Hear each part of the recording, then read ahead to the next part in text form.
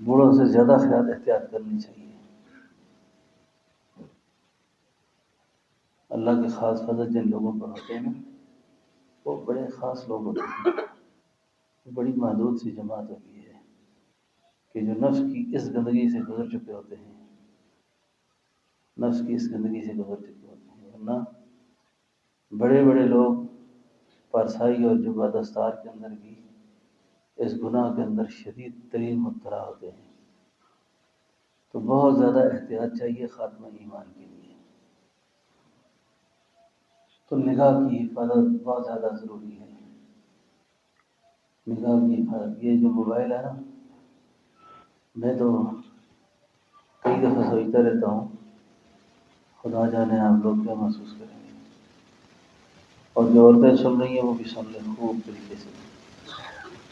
نبی علیہ السلام نے ارشاد فرمایا نا کہ دیوس آدمی جنت میں جائے گا، بغیرت آدمی۔ صحابہ نے پوچھا تھا حضور بغیرت آدمی کون ہے؟ فرمایا جس کی احساس نہیں ہے، اس کی بیوی بہن بیٹی پردہ بھی کرتی ہے کہ نہیں کرتی۔ اب جو عورت کو آپ نے اتنا موبائل ہاتھ میں پکڑایا ہوا ہے، اس کی فیس بک بھی ہے، اس کا ٹویٹر بھی ہے، اس کے سوشل جتنے ذرائع ہیں وہ سارے کے سارے اس کے ہاتھ میں پکڑے ہوئے ہیں۔ میں نہیں سمجھتا کہ اس عورت کو پردہ کرنا چاہیے۔ پردہ کرنے کی ضرورت کیا ہے؟ پردے کا کیا مطلب ہوتا ہے؟ پردے کا تو مطلب ختم ہو گیا۔ پردے کا تو تعبیر ختم ہوگی، ضرورت ہی ختم ہے۔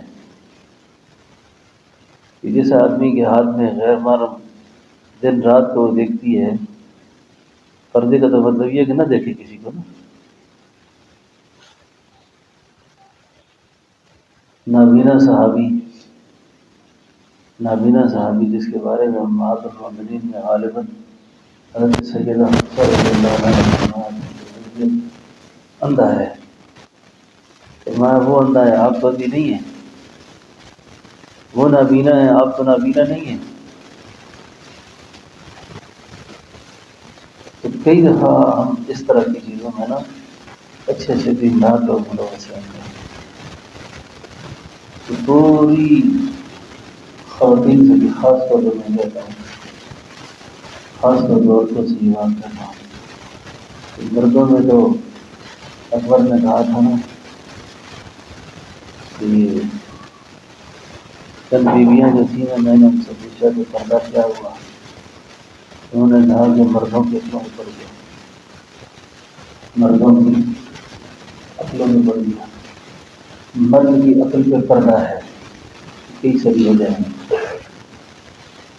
یہ وجوہات ہے نا،